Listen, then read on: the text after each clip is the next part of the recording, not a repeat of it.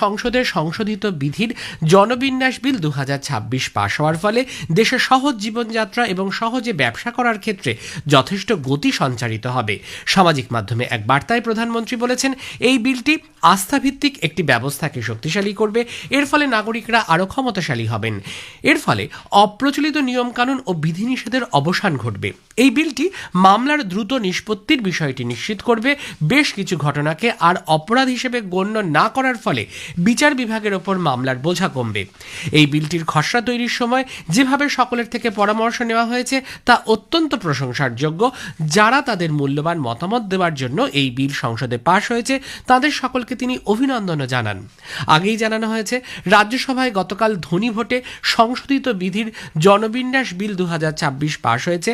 বিলটি অনুমোদনের পর বাণিজ্যমন্ত্রী পীযূষ গোয়েল বলেছেন, ছোটখাটো পদ্ধতিগত ত্রুটির জন্য কাউকে জেলে পাঠানো উচিত নয়। এই বিলটি জীবনযাপন ও ব্যবসার সুবিধের জন্য ছোটখাটো অপরাধকে শাস্তির আওতা থেকে মুক্ত করবে এবং অপরাধের অনুপাত অনুযায়ী জরিমানা ও শাস্তির ব্যবস্থা করবে। এতে 23টি মন্ত্রকের আওতায় থাকা 79টি কেন্দ্রীয় আইন সংশোধনের প্রস্তাব করা হয়েছে। মোট 784টি আইন সংশোধনের প্রস্তাব করা হয়েছে, যার মধ্যে ব্যবসার সুবিধা বাড়ানোর জন্য 717টি বিধানকে অপরাধ মুক্ত করা হচ্ছে এবং জীবনযাপনের সুবিধা বাড়ানোর জন্য 67টি বিধান সংশোধনের প্রস্তাব করা হয়েছে। লোকসভায় বুধবার এটি অনুমোদন হয়েছিল। প্রতিরক্ষামন্ত্রী রাজনাথ সিং পশ্চিম এশিয়ার পরিস্থিতির দিকে সবসময় নজর রাখার পরামর্শ দিয়েছেন। নতুন দিল্লিতে গতকাল মন্ত্রীগোষ্ঠীর দ্বিতীয় বৈঠকে তিনি বলেন, উদ্ভূত পরিস্থিতিকে যথাযথ সমন্বিতভাবে মোকাবিলা করতে হবে। এই বৈঠকে সচিবদের 7টি গোষ্ঠীর বিভিন্ন পদক্ষেপ সম্পর্কে আলোচনা হয়েছে। প্রতিরক্ষা মন্ত্রক জানিয়েছে, কেন্দ্রীয় সরকার গুরুত্বপূর্ণ পেট্রো রসায়ন পণ্যের ওপর সীমা শুল্ক আগামী 30শে জুন পর্যন্ত সম্পূর্ণ ছাড় দেওয়ার সিদ্ধান্ত নিয়েছে। দেশের অভ্যন্তরীণ শিল্পের জন্য প্রয়োজনীয় কাঁচামালের যোগান ঠিক রাখা এবং উৎপাদন খরচ কম রাখার লক্ষ্যে এই সাময়িক ও প্রয়োজন ভিত্তিক পদক্ষেপ। অর্থমন্ত্রক জানিয়েছে, এই শুল্ক মুক্তি প্লাস্টিক, প্যাকেজিং, টেক্সটাইল, ওষুধ, রাসায়নিক, অটোমোবাইল যন্ত্রাংশ সহ বিভিন্ন উৎপাদন ক্ষেত্রকে সাহায্য করবে। গ্রাহকরা চূড়ান্ত পণ্যে স্বস্তি পাবেন। অর্থমন্ত্রকের বিবৃতিতে বলা হয়েছে, মোট 40টি পণ্যের শুল্ক মুক্তির সিদ্ধান্ত নেওয়া রয়েছে। এর মধ্যে রয়েছে methanol, anhydrous ammonia, toluene, styrene, dichloromethane এবং ভিনাইল ক্লোরাইড মনোমার সহ নানা গুরুত্বপূর্ণ পেট্রোকেম সামগ্রী। পেট্রোলিয়াম ও প্রাকৃতিক গ্যাস মন্ত্রকের যুগ্ম সচিব সুজাতা শর্মা বলেছেন, দেশে অপরিশোধিত তেলের সরবরাহ স্বাভাবিক রয়েছে। শোধনাগারগুলিতে সর্বোচ্চ ক্ষমতায় কাজ করছে।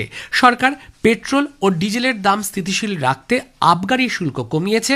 আগামী 60 দিনের জন্য পর্যাপ্ত অপরিশোধিত তেল সরবরাহ নিশ্চিত করার ব্যবস্থা করেছে। যুগ্ম সচিব আরও বলেন, দেশের শোধনাগারগুলি সর্বোচ্চ ক্ষমতায় কাজ করছে এবং খুচরো আউটলেটগুলিতে জ্বালানি ঘাটতির কোনো ঘটনা ঘটেনি। সাধারণ গ্রাহকদের জন্য রান্নার গ্যাস সরবরাহ 100% নিশ্চিত করা হয়েছে। প্রধানমন্ত্রী নরেন্দ্র মোদী দিল্লিতে রাশিয়ার প্রথম উপপ্রধানমন্ত্রী ডেনিস মান্টুরোভের সঙ্গে গুরুত্বপূর্ণ বৈঠক করেন। দুদেশের মধ্যে বাণিজ্য, সার সংযোগ এবং জনসাধারণের মধ্যে সম্পর্ককে আরও জোরদার করার বিষয়ে আলোচনা হয়। সামাজিক মাধ্যমে এক বার্তায় প্রধানমন্ত্রী বলেন, গত ডিসেম্বর মাসে রাশিয়ার রাষ্ট্রপতি ভ্লাদিমির পুতিনের ভারত সফরের সময় অনুষ্ঠিত 23তম ভারত রাশিয়া বার্ষিক সম্মেলনের সিদ্ধান্তগুলি বাস্তবায়নে দুটি দেশই ধারাবাহিকভাবে কাজ করে চলেছে। অন্য একটি বৈঠকে বিদেশমন্ত্রী ডক্টর এস জয়শঙ্কর এবং ডেনিস মান্টুরভ আঞ্চলিক ও আন্তর্জাতিক বিভিন্ন গুরুত্বপূর্ণ বিষয় নিয়ে মতবিনিময় করেছেন। পশ্চিম এশিয়ার উদ্ভূত সংঘাত পরিস্থিতি নিয়ে তাদের মধ্যে আলোচনা হয়। ডক্টর জয়শঙ্কর বলেন, ব্যবসা বাণিজ্য, শিল্প, জ্বালানি, সার, দুদেশের মানুষের মধ্যে যোগাযোগ এবং যাতায়াতের মতো গুরুত্বপূর্ণ ক্ষেত্রে দ্বিপাক্ষিক সহযোগিতা বাড়ানোর বিষয়ে বিস্তারিতভাবে আলোচনা হয়েছে। পাশাপাশি প্রযুক্তি উদ্ভাবন এবং গুরুত্বপূর্ণ খনিজ সম্পদের ক্ষেত্রে নতুন সম্ভাবনাগুলিকে খতিয়ে দেখা হয়েছে। ভারত 2025-26 অর্থ বছরে নিজস্ব এবং বাণিজ্যিক খনি থেকে 210 মিলিয়ন টনের বেশি কয়লা উৎপাদন করেছে, যা গত বছরের তুলনায় 10.22% বেশি। একই সময়ে কয়লা সরবরাহ বেড়ে দাঁড়িয়েছে 204 মিলিয়ন টনের বেশি, যা 7.35% বেশি বলে জানানো হয়েছে। মন্ত্রক বলেছে, এই সাফল্য প্রয়োগ দক্ষতা, শক্তিশালী পণ্য পরিবহন এবং দেশের ঊর্ধ্বমুখী জ্বালানির চাহিদা পূরণের ক্ষমতার প্রতিফলন। এ খবর প্রচারিত হচ্ছে আকাশবাণী থেকে। পশ্চিমবঙ্গের মালদার কালিয়াচকে বিচার বিভাগীয় আধিকারিকদের ঘেরাও করে হেনস্থার ঘটনায় এনআইএকে তদন্তের নির্দেশ দিয়েছে নির্বাচন কমিশন। সুপ্রিম কোর্টের নির্দেশ মেনে জাতীয় তদন্ত সংস্থা এনআইএকে ঘটনার তদন্তভার দেওয়ার জন্য গতকাল আনুষ্ঠানিকভাবে চিঠি পাঠানো হয়েছে। নির্বাচন কমিশনের পক্ষ থেকে পাঠানো চিঠিতে বলা হয়েছে, সুপ্রিম কোর্টের নির্দেশ অনুযায়ী এই ঘটনার নিরপেক্ষ তদন্ত জরুরি। সেই নির্দেশের প্রেক্ষিতে এনআইএকে তদন্ত করার অনুরোধ করেছে কমিশন। আগামী 6 এপ্রিল পরবর্তী শুনানির দিন তদন্তের একটি প্রাথমিক প্রতিবেদন শীর্ষ আদালতে জমা দিতে হবে। এই ঘটনার তদন্তের জন্য এনআইএর একটি দল আজই কলকাতায় আসছে। বিজেপি তৃণমূল কংগ্রেসের নেতৃত্বাধীন পশ্চিমবঙ্গ সরকারের বিরুদ্ধে রাজ্যে অরাজকতাকে প্রশ্রয় দেওয়ার অভিযোগ তুলেছে। নতুন দিল্লিতে আয়োজিত এক সম্মেলনে গতকাল বিজেপির মুখপাত্র গৌরব ভাটিয়া বলেন, রাজ্যে মালদার ঘটনায় দেশবাসী উদ্বিগ্ন, তারা পরিস্থিতির উপর নজর রাখছেন। ওই ঘটনায় সুপ্রিম কোর্টের নির্দেশকে উল্লেখ করে শ্রী ভাটিয়া মুখ্যমন্ত্রী মমতা ব্যানার্জির বিরুদ্ধে দেশের সর্বোচ্চ আদালতের মর্যাদা ও ক্ষমতা ক্ষুণ্ণ করার অভিযোগ এনেছেন। প্রবীণ বিজেপি নেতা কেন্দ্রীয় স্বরাষ্ট্রমন্ত্রী অমিত শাহ বাংলায় পরিবর্তন আনতে ভবানীপুরে পরিবর্তন আনার ডাক দিয়েছেন। কলকাতায় গতকাল ভবানীপুরে বিজেপি প্রার্থী এবং বিরোধী দলনেতা শুভেন্দু অধিকারী এবং রাসবিহারী, বালিগঞ্জ ও চৌরঙ্গী বিধানসভার বিজেপি প্রার্থীদের মনোনয়ন কর্মসূচিতে অংশ নেওয়ার আগে এক জনসভায় তিনি ভাষণ দেন।